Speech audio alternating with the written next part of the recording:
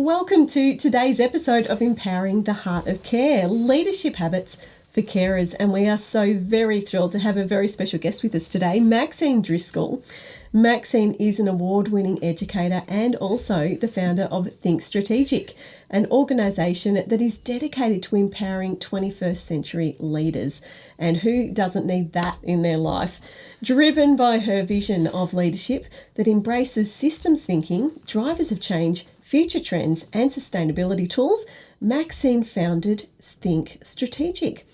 Her organisation is so wonderful and it leads global efforts to fast-track others on their leadership journey, sharing invaluable knowledge and insights.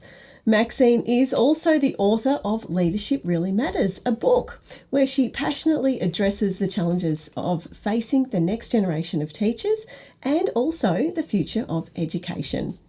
Her extensive experience and strong views make her a powerful advocate for transformative leadership in education. Please join me in welcoming Maxine Driscoll to the podcast. Welcome, Maxine. Thank you so much. What a lovely introduction. Thank you very much. And it's lovely to be here. And it's all true. Yes, it's funny when you hear information about yourself. You think, oh gosh, is that really me? But yes, it is. So leadership. What made you get into this? Why is it your passion? It's a really good question, and I think leaders all around the world, I went to a conference years and years ago and they said only 1% of people step up into top leadership positions. So that's Giovanni and Giselle, you've done that. And it's, I think being a firstborn, I think that plays a part in it, and I was always, responsible or looking after the little children, and when I went into teaching, I loved it, but I knew that by the time I was 50, I wasn't going to be teaching anymore, I was going to be leading schools, and I've been voracious in learning about leadership. It's really important. So how did you know that from the early start? I just knew. Well, because I thought about everyone has experiences with schools and everyone experiences great teachers and boring teachers or cranky, grumpy teachers, and I thought I don't ever want to be a grumpy, cranky teacher. I want to empower others, and when you first start in a new role, you think, well, I've got a lot to learn, and so the first 5 to 10 years you're learning a lot. The first 5 years I learned how to teach really well, and then I think the next 5 years I thought I started to step into team leadership roles, and I'm a very people-focused person. I love managing and people and learning from people, and when I coach people I talk about one of the hardest things in business is managing people, and unless you understand that everyone thinks differently to you, gone are the old days where it was the boss that said that you will do this and this is the way to do it, and when you have a problem come to me. So I just didn't ever want to be that cranky, grumpy teacher. I wanted to move from that and inspire other young teachers, because education is so important. Our young, we're looking after the future generations by educating young people. And it's like you're looking after people in their twilight years, and you're helping people that are helping either their caregivers, their volunteers or their family, looking after people towards the end of their life. It's really got to be a wonderful time, just like we're empowering young people. I think that, and I think it's very interesting because I started teaching who today are millennials, and Giselle and Giovanni are both millennials, and I used to say the millennials are going to take over the world. 81% of millennials want leadership positions, and they're really good at it, and sadly Gen Xers and baby boomers often don't understand that, but I know it in my heart of hearts because I've been educating millennials ever since they were 5, and they're full of purpose and making a difference to the world, and I see that with Giselle and Giovanni. Do you know what? Your answer was exactly what my experience was as well. I used to work for a very dysfunctional organization. Think of bullying, think of embarrassing you in front of other people, think of you do my way. Or the my way or the highway, highway, right? Yeah. And that's exactly what sparked me the interest and triggered me to, do something for myself and make a point that there's got to be a better way to lead organization, to inspire people to become the best they can be. It's not that old school way of doing it anymore. I mean, times have moved on, but sadly enough, there's so many, managers out there. They're still, Well, they're dictators, aren't they? acting that way. Yeah. And that's got to stop. Yeah. And this is so applicable when we talk about carers who are looking after other people and giving them the skills to lead or empower the people that they're caring for so they make decisions and so forth. So it's a really good topic for today. Absolutely. You have to go through that experience yourself that, makes you realize. And I think then that's, altruistically, inside you have a desire to make a positive difference in the world. Yep. And I think that's... It's intrinsic, isn't it? Yeah. Everyone wants that. Well, I don't know that everyone does, but I think a lot of people do. I think there are, and we won't even go into that, but there's people in different situations, but I think the people that want to make a positive difference to the world, I used to say make a difference in the world, and then Richard Branson talks about making a positive difference in the world, because even suicide bombers make a difference in the world. Yeah. So it's like, okay, let's focus on how do we make a positive difference. Yes. Yeah. I think all of us can remember, can't we, the teachers that either broke us or inspired us in school. It's one of those things that, can just have lasting impacts. And we then as leaders and individuals have that same choice. Are we going to make a positive impact? Are we going to destroy someone? Because the words of our tongue, the way we choose to either come alongside somebody or not, can have those incredible effects, down through the generations. And, yeah, man. What I believe that both experiences, both the negative teachers and the positive teachers, if you look at it the right way, serve a purpose. Oh, totally. Right? Yeah. If anything, will inspire you on how not to be that way, or inspire you on how to be that person. Yeah, or to prove them wrong. What you like and what you don't like. To prove them wrong too. To say, hey, you got me totally wrong. You wait till I show you. That can be a real spur on too, can't it? So it starts with you. Self-leadership, so important, isn't it? It'll be interesting to hear your thoughts on that, on how do you cultivate that. So it's a really interesting point to talk about, and it took me until probably I was about 50, and I ended up in a really difficult situation at one of the schools I was leading, and it made me think about, okay, here's this big problem, and everyone's turning away from me, that I'd taken a few years to create a really great team of teachers, and I thought, what's happening? And if your mindset is to blame, you'll always look at other people for what is the problem. And luckily I thought, okay, I wanted this thing to happen, which was I wanted to introduce technology to the whole school. And so I got a proposal and put it to the board, and they approved it. And so it was a lot of money that we were buying laptops for the children and for the teachers. And I thought, well, hang on, I wanted this to happen. It's 100% my responsibility. And I love that quote by Mahatma Gandhi that says, be the change you want to be in the world. So if you're always going to be blame focused, you're going to blame others instead of turning it around and saying, okay, I wanted this to happen. What's my responsibility to get to a solution for the problem? And I think that really changes your thinking. And if you keep running yourself down into the ground, blaming yourself or working really long hours, eating on the run, not looking after your physical health, you end up burning yourself out, and then you can't be that leader that you need to be, that the people that are looking to you for guidance and leadership, you burn out. And everyone loses. Absolutely.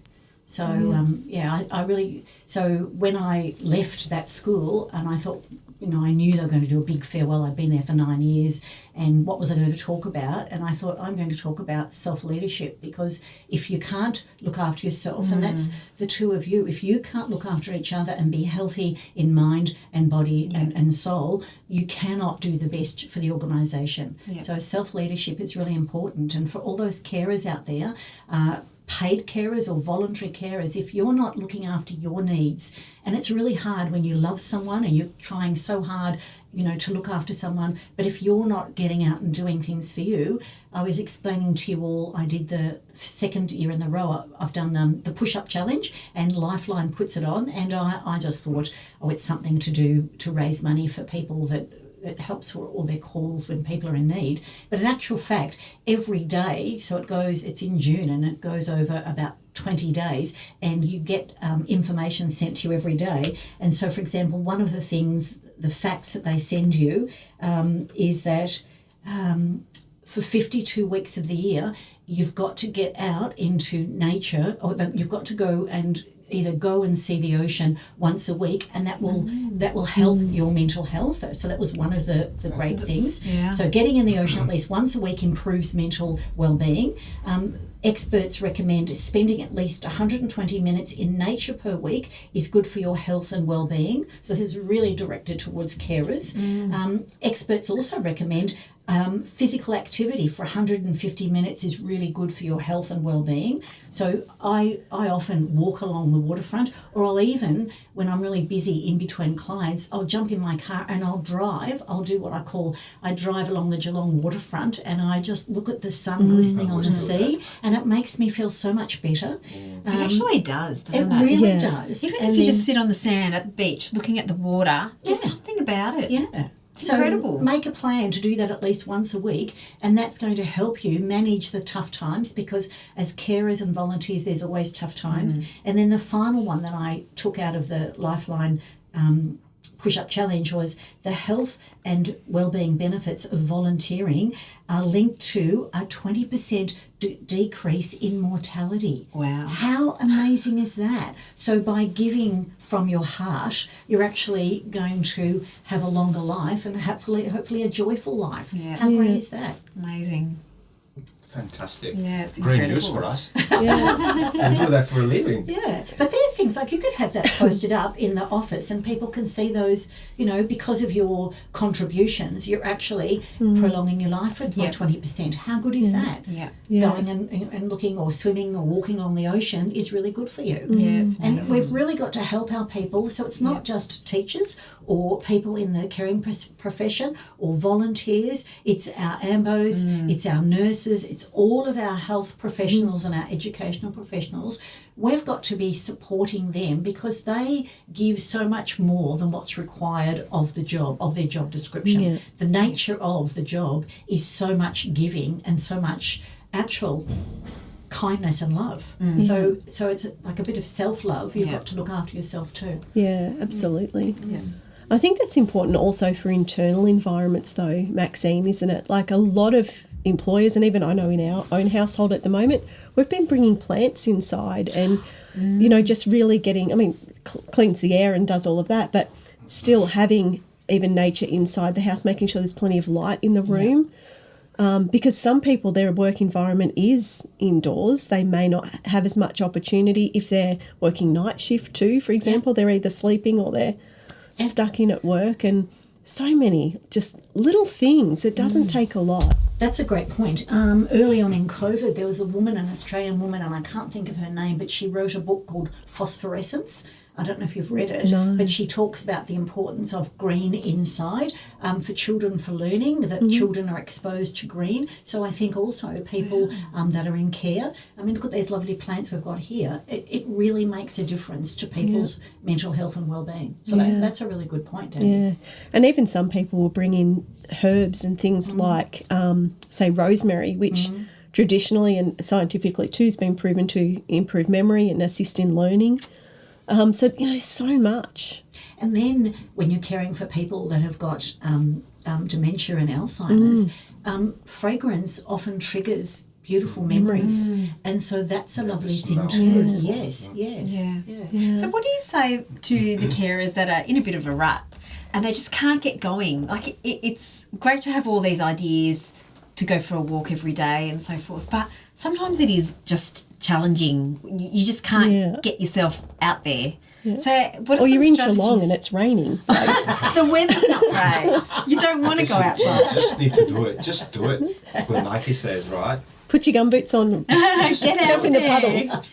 Well, You always feel better once you've done. And I think for carers, the enormity and the weight of the responsibility is a lot, and you've got to recognise that about yourself. So I don't know if you're familiar with, often psychologists, they get in their contract is that they have professional supervision, and so once a fortnight or once a month they get to go and speak to another psychologist so that they can just unload what's worrying them. Now, when you're a carer, you can't necessarily go home and unload to your partner or your family at home. So that unloading is really important. And actually, I've been employed to do professional supervision for some of the NDIS and allied health services, and I really enjoy it because I listen to how the people are managing and then offer some strategies.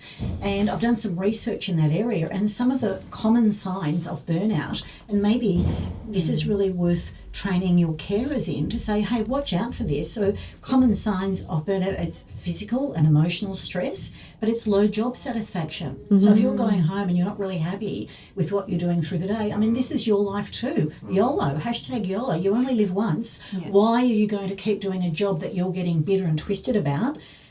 Feeling frustrated, or you're feeling judged by your clients. Now, that's a really difficult one because when you're a carer, and you might be caring either for a loved one, if you're a volunteer, or caring for someone, and sometimes some people in their age, whether they're a bit bitter or whether they've got dementia or Alzheimer's, they can say really horrible things to you, and it's very hard to deflect that.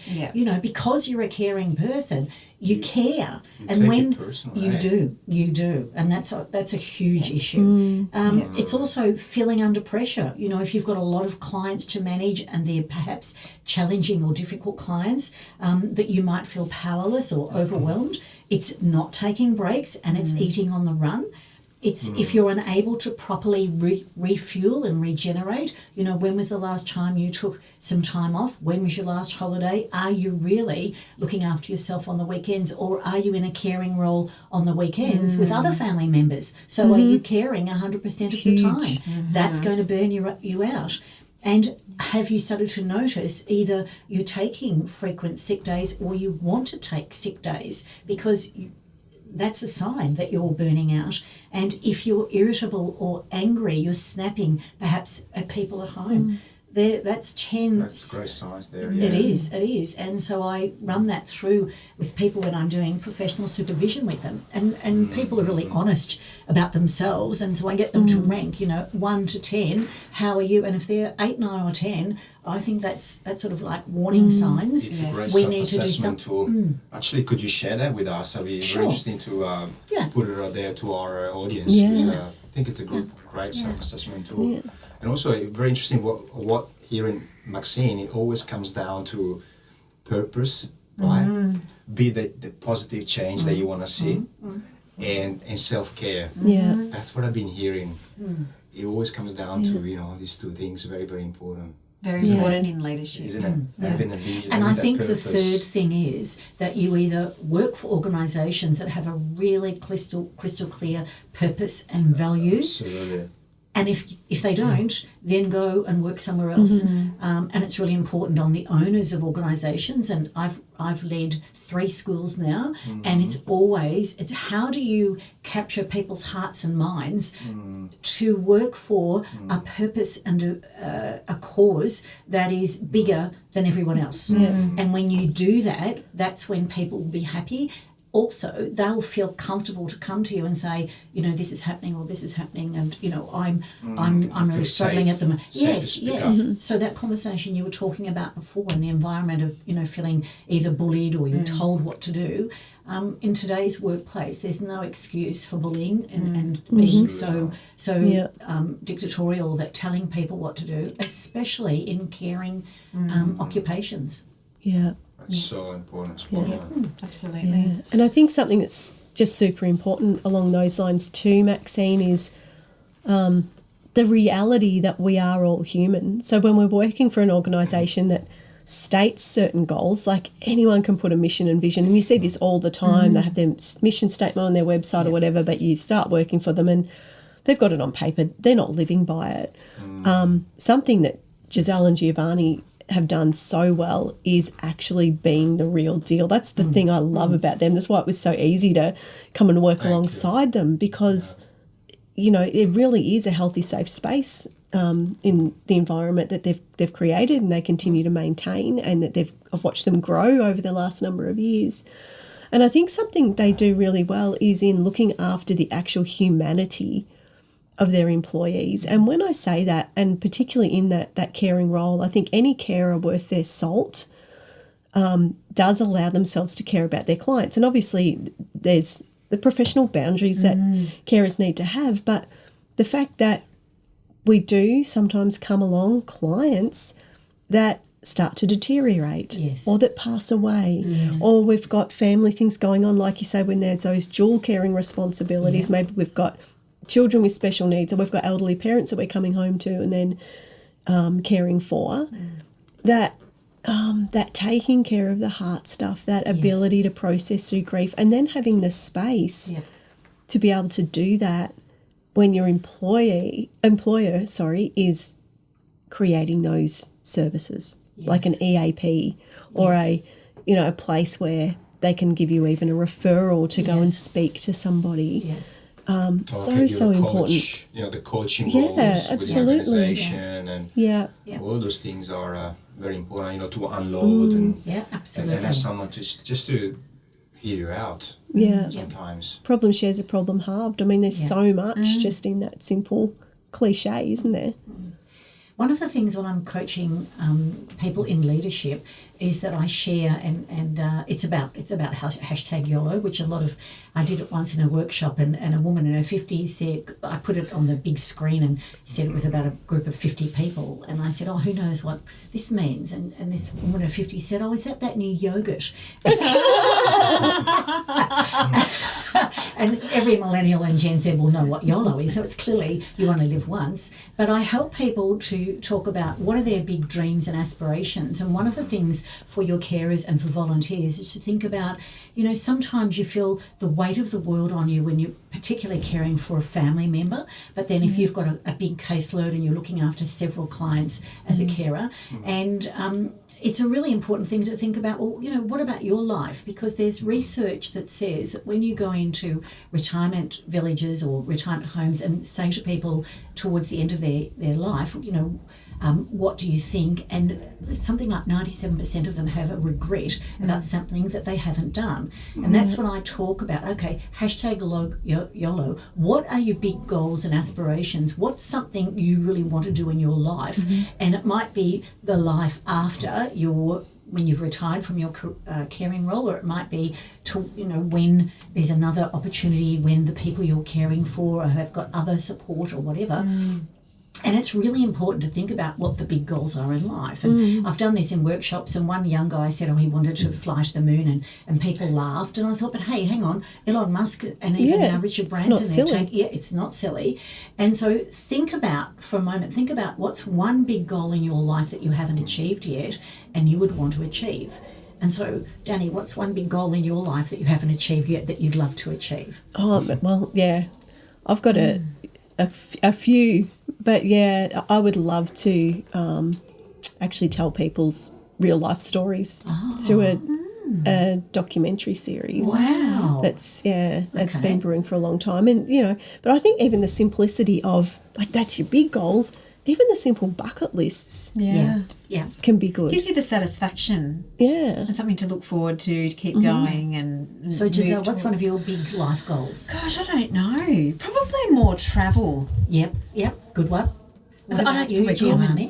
For me, it's writing a book, particularly for my kids. Yes.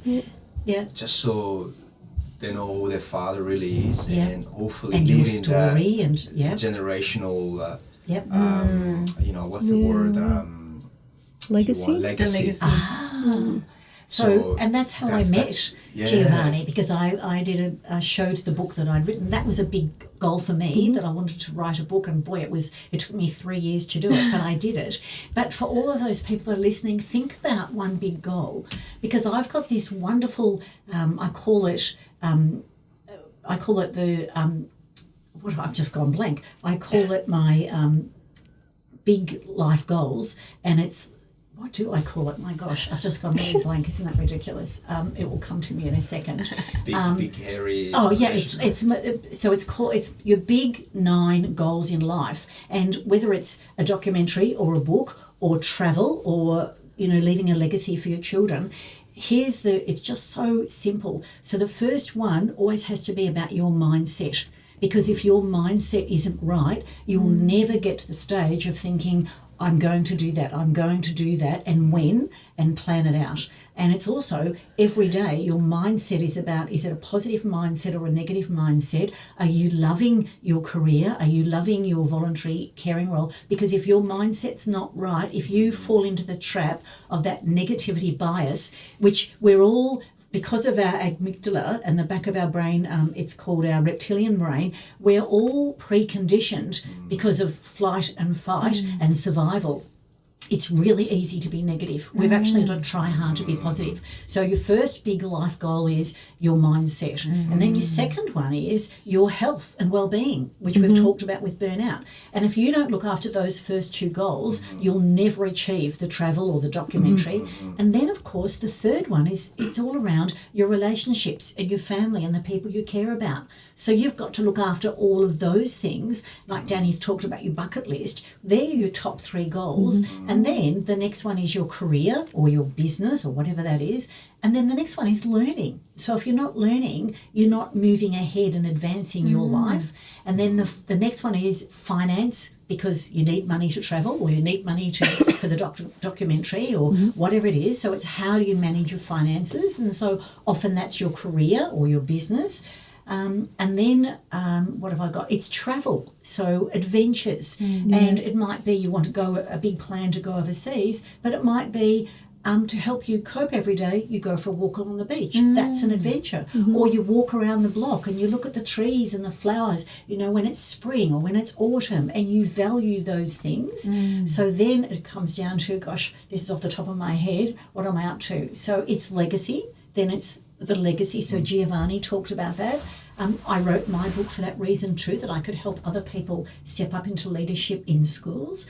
And then finally, it's spiritual. So if you're religious at all, it might be, what are your spiritual goals? So that 9, I call it the big 9, it's a really good guide to think about how you're managing yourself and how you're going to achieve your life goals. Because if you feel like you're not ultimately going to achieve your life goals, it's a bit of a downer, and it's not going to help you in your career as a carer or in your role as a voluntary carer. You know, something that just pinged in my spirit when you just said that too, Maxine, is the fact that, you know, even with all those big goals, if we don't start with that question of taking care of ourselves, and something I use with my clients all the time is, especially when I see someone's like just stuck or burn out, my first question to them always is, who's pouring into you? That's a good question. And so often the tears will start and they'll say nobody, or it's me, or God. And it's just a really good leveling question to go, okay, well, if you don't have anyone right now, what can you do for you?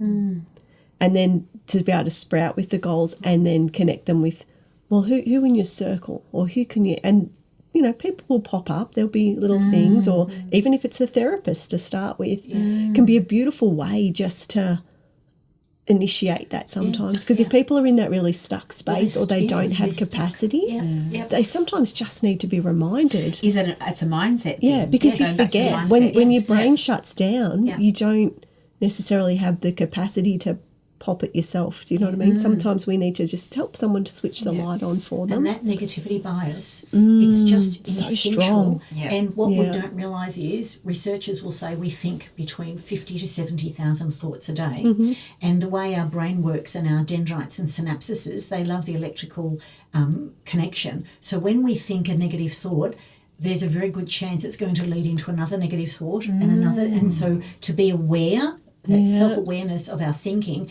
and actually I talk to my clients about flip it. So what's the opposite? I talk about oppositional thinking. So when you think a negative thought, think, okay, what's the opposite of that? And so it might be, I'm caring. So for example, my mother and father passed away some time ago, and it was very hard, and we were looking after them, and we ended up putting them into an aged care facility. But I did all of my homework, and I looked at the one that had accreditation and that I knew that they had good carers.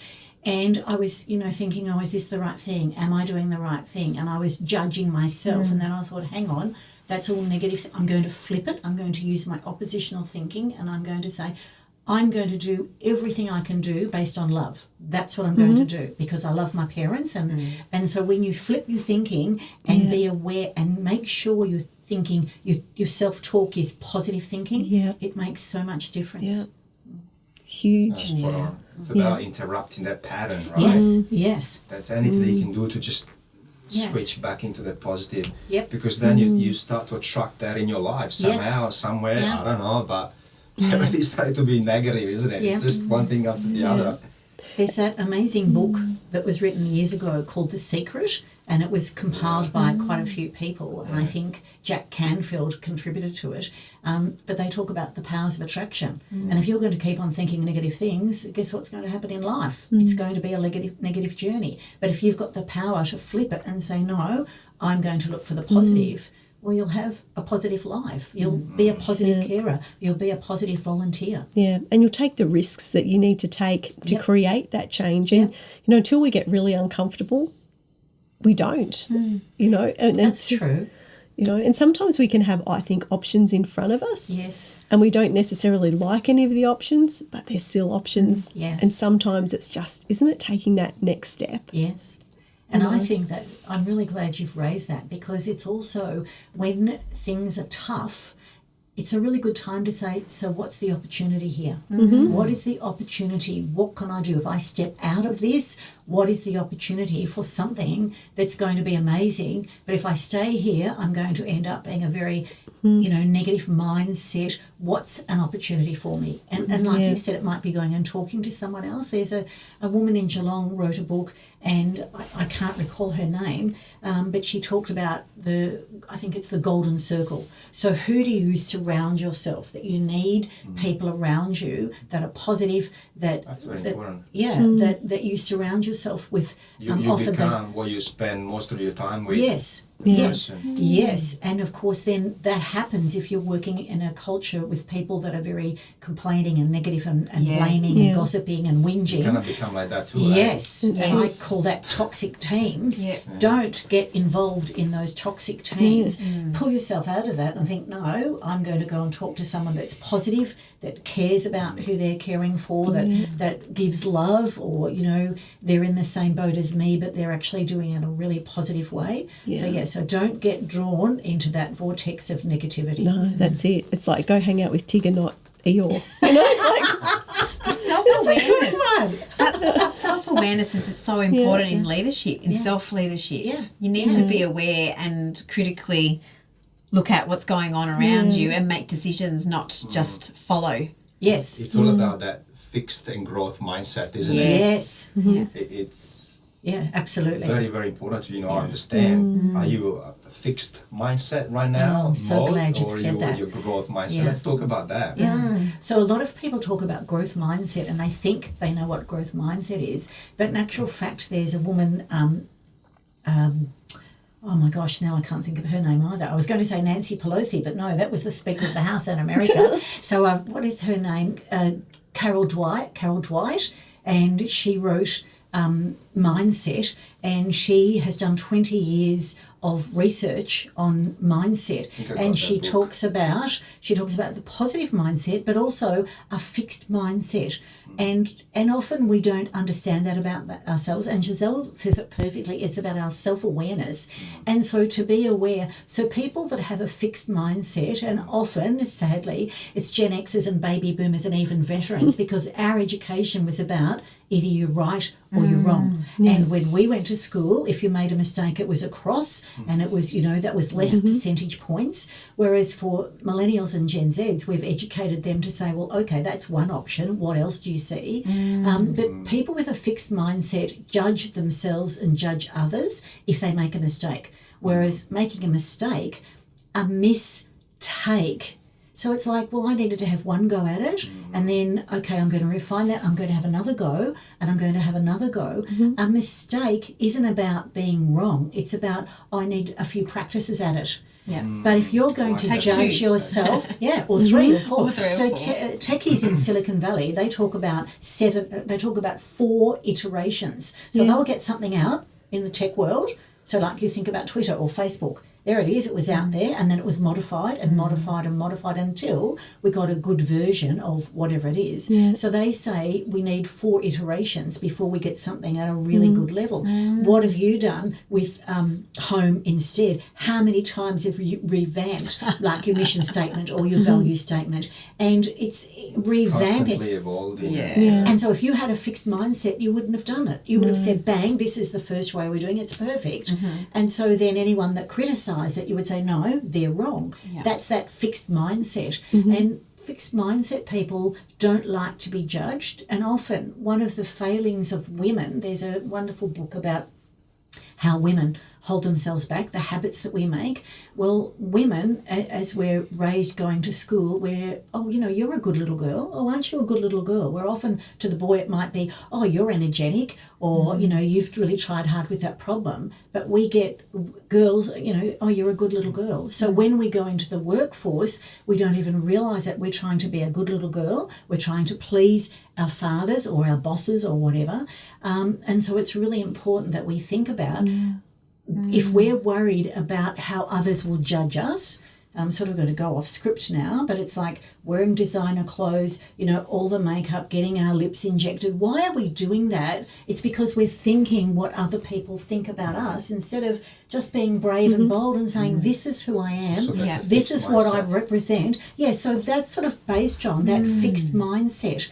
And it's, you know, thinking that you're going to make a mistake and so you don't want to try, that's a fixed mindset. So understand Carol Dweck, that's her name, Carol Dweck's work, and always go into things with a growth mindset. Well, I might learn something. I might have a mistake. It might take me a few takes. Even the techies in Silicon Valley have 4 goes at it. I'm going to keep having a go, but I'm going to do this. Yeah. My mindset is I'm going to do it and I'm going to keep on learning. Yeah, it's really that courage to take a risk, isn't it? And my mind always goes back to people that have gone on to do great things, like even, you know, the people that don't take no for an answer, or the people that think outside the box, like Walt Disney got sacked from a newspaper for a lack of creative ideas, and then he goes and, you know, obviously creates Disney and Disneyland and the theme parks. But recently I went to Kentucky, and so I was in the States, and I was like, I'm going to have KFC in Kentucky, because you just have to have KFC in Kentucky. Was it different? So I did. It was, and guess what? Our KFC's better. I'm just saying. So They haven't evolved. no, it's weird. I didn't have their original recipe, so I can't comment on that. But their strips and not as good. And I love the tenders. Like, that's my thing with KFC. But it's really interesting when you know that background of Colonel Harlan Sanders, is that he had no money. He had a social security check. He took that whole check, went and bought a whole heap of chicken, fried it all up with his special recipe, and went door to door selling it by the bucket load.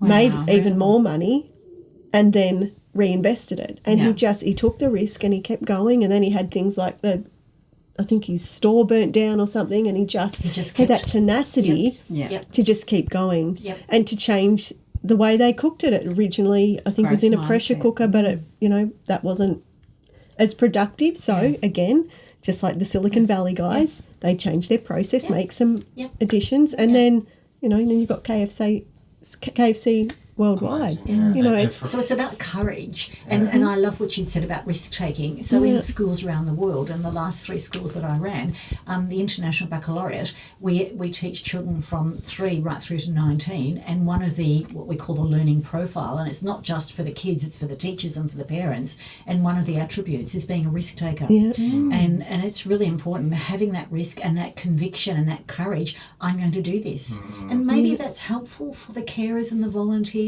You're doing something really wonderful. Have the courage to keep going, because what you're doing with care. And I remember when I had my mother and father, so my mother ended up with Alzheimer's, but one of the carers said one day, I said, thank you so much, you're like an angel. And she said, it's my privilege to help these people. And I thought, you people, you're just like angels. And so really good carers, you're doing such an amazing thing in the world, and you're helping so many people.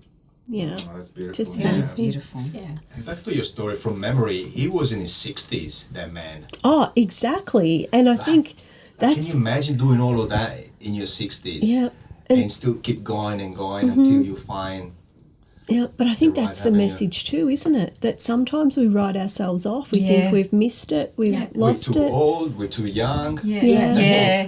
Mixed- But that's a fixed mindset. That's a fixed There you mindset. go. Yeah. And I'm really glad you've said that. Abraham Lincoln, you know, we all think of him as one of the upstanding presidents of the United States. He tried and tried and tried, and he got knocked back, I think, 3 times. Yeah. He wasn't president until he was 65 years of age. Yeah. And he guess failed what? so many times. He did, and he kept going because he had a belief, and he did amazing things. And I'm pretty sure he was diagnosed with so what we would call nowadays bipolar, or in the previous it used to be called manic depression. And so was Winston Churchill. He was diagnosed as having mental health issues. And so it's like you can do amazing things if you believe in yourself. You've got a positive mindset, a growth mindset. You have the right people around you, all of that. Yeah. Oh, wow, I'm getting inspired. Beautiful. It's And, good. and Giovanni, I'm in my 60s. So Imagine what you can do more, Maxine. And look how fabulous she looks. I love that It was magenta unbelievable. jacket. I really loved it. Really loved this session. Really loved the interactions here, and your wisdom thank you. was just incredible. I knew it was going to be great, but I never thought it was that good. Oh, thank you, Giovanni. My pleasure. It's really good. Yeah. For me, I think the biggest takeaway is take care of those negative thoughts. Yes. 'Cause they can really run wild. Yes. Like really think about it, Yes. flip it, Yes. and change that Yes. pattern of thinking. Yeah. Because otherwise it can have really harmful effects, really. And we all do it. Yeah. And, you know, we just don't realise, and we're thinking a negative thought and a negative thought, and so that's self-awareness. There's a wonderful, if you've never read anything about emotional intelligence, Daniel Goldman wrote the book way back in 1995. It was just a seminal book, and if you've never read it, it's a really easy read it. But then sometime after, it's been reviewed, so I did a 10-year review, but a guy called Travis Bradbury has gone and written Emotional Intelligence 2.0, and you can follow him on LinkedIn, and he writes really good blog articles about how we look after our emotional intelligence. But the Emotional Intelligence 2.2, it's basically got about 65 strategies in it for the different types of emotional intelligence. And to be truly emotionally intelligent, it's to understand your self-awareness, your self-management, your social skills, and then how you manage teams, so social relationships. But one of the, and I'm going on, but it's to relate to Giselle about the being self-aware.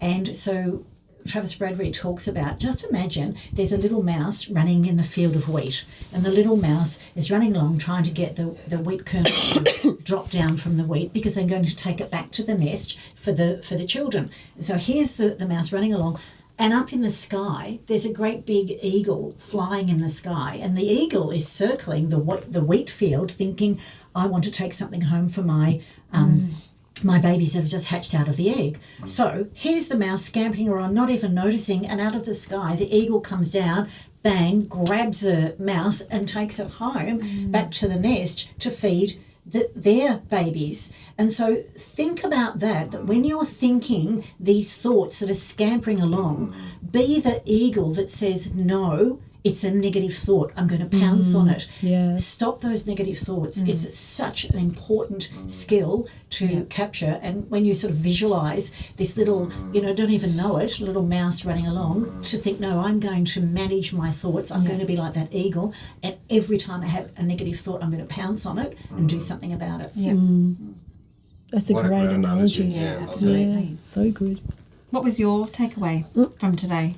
Well, yeah, I think all of the above, and I love the flipping it with the thoughts, and I just think it's so important. And, there's been so much work done. I know Dr. Caroline Leaf's another one on, neuropathways and those negative thoughts, and how the neuropathways actually get bigger and more toxic the more negative they are, and same with our positive thoughts. But the power that we have in flipping those thoughts and breaking those neuropathways and creating new ones.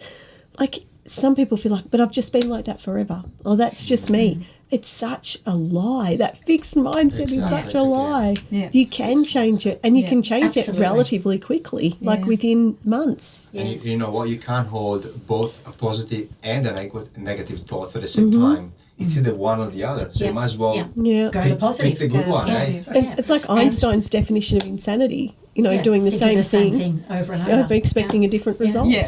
And It's that's not why I working love for you, hashtag baby, YOLO. change it. Like, if you say to yourself, hashtag YOLO, well, I've only got one life. Yeah. How many? There's a guy down at Ocean Grove, he's called the Bucket List Guy. Have you ever heard him speak?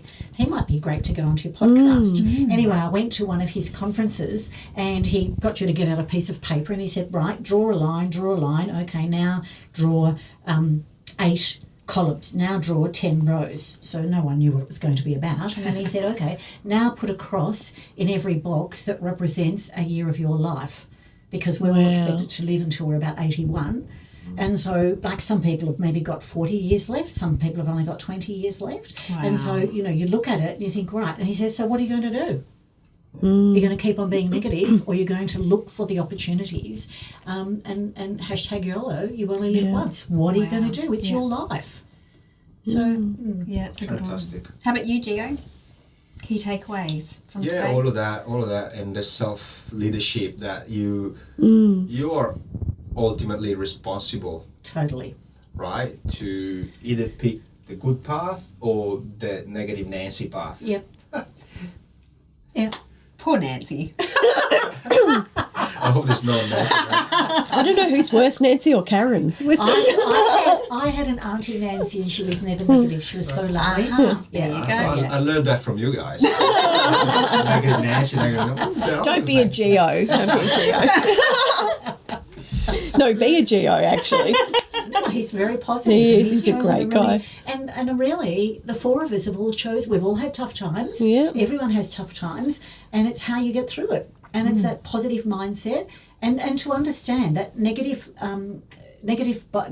bias, we all have it. It's like when you say to the children, you're crossing the road, look out, a car might come, hold my hand. So it's self-protection. And if you think about, if we were all cave women and cavemen, and so imagine I was in my cave with my children, and it's like the children are crying, they're hungry. I know they're hungry. I can see berries outside the cave opening. I'm going to go out and pick those berries to come back and crush them to feed the babies. But then I hear this massive roar, and I think, well, that's a Tyrannosaurus Rex. If I go out there, I've seen what's happened to other people. They get eaten. So I'm not going to go out there because that's dangerous. Yeah. Well, that's our survival instinct. And so in the modern world, we've got to manage our survival instinct, which we're looking after ourselves, but all those negative thoughts of protection in the long run aren't really looking after us. Yeah. It's what's the opportunity in this? Yeah. What can we do? How can I make a positive difference in the world? Yeah, it's very true. Lovely. Which you two have done amazingly. Danny's doing. I can't wait to see the documentary. Wow. Yeah, we'll see. I'll just have to get to the finance part of that bit, but When I came back so I've worked overseas for nearly a decade, and it was just a most wonderful experience. I was leading an international baccalaureate school, and so I came back to Australia, and I sat down with my journal, and I really recommend journal writing. You don't have to do it every day, but every now and then. And one day I decided I'm going to write down the things that I wanted to achieve. And one of them was, I thought, okay, I've had 30 years experience in education. I'm going to start a school. Now, most teachers can't afford that. So I thought, how am I going to do that? So I went to school with a boy that I know went into real estate, and he's sort of like got multi-millionaire now. And I thought, oh, well, I'm going to contact him. But I wrote down, I'm going to start a school. Well, within probably 2 years, I got a phone call from a 23-year-old Cambodian woman who said, would I fly to Phnom Penh in the morning, and would I look at a 16-acre site to see if I would be the head of school to help her and her father create an international baccalaureate school. wow. And so guess what I said? I said, well, will you organise the flights? Will you pay for the flights? Will you pick me up at the airport? And she said yes, and I said, yes, I'll come. And so I flew into Phnom Penh, and they took me to this partially built building in the northwest of Phnom Penh, and they took me up to very unsafe, took me up to the top floor, and I could look across to the city of Phnom Penh and the renaissance of Phnom Penh. And someone my age that was a teacher would be dead because the Pol Pot regime, they killed so many people that were intellectuals or had an education. And I could see these amazing, beautiful buildings coming up on the landscape of Phnom Penh. And I thought, well, if I can help with renaissance of Cambodia and I can help little children have an international baccalaureate education, yes, I'll help. So I said yes to that opportunity. So that was another 2 years, and my daughter said to me, how long are you going to be away for? And I said, I promise only 2 years this time. But that was a massive life goal that I wrote down in a journal. This is something I want to do. The power of writing down your goals, hey? Yeah. It's unbelievable. It is, happened and to it me. works. I have so many examples to share, and I can't agree with you more on that point. I mean, things materialize for you. And if I had have kept teaching and listening to the cranky teachers that were complaining about, I'd still be a cranky teacher listening to the negative things rather than thinking, the world's your oyster. Yeah. Whatever you want to do, plan it, write it down, and just keep moving forward. There are things that come out of, like when you have your family, all that sort of thing. But if you hold true to your big dreams, you can make it happen. Yeah. Amazing. Fantastic. Amazing. Wow, I don't think I can say any more. I'm a bit gobsmacked. What a great conversation. Thanks, Maxine. Well, it's an Thank absolute you. pleasure. Thank you so much for inviting me to be here. I'm in admiration of what you all do and what you've contributed your lives to helping people in aged care, and to stay at home instead is such a powerful, amazing, value-based organisation. Hats off to you too. Thank you. Very honoured to have you. Pleasure, absolute pleasure.